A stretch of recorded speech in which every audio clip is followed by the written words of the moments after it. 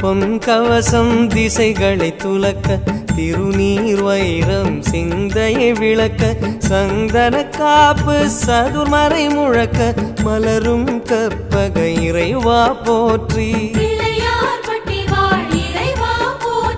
கலியுகம் காக்கும் கணபதி நாதா வலம்புரி நாதா அபயம் அபயம் அபயம் அருளும் இறைவா போற்றி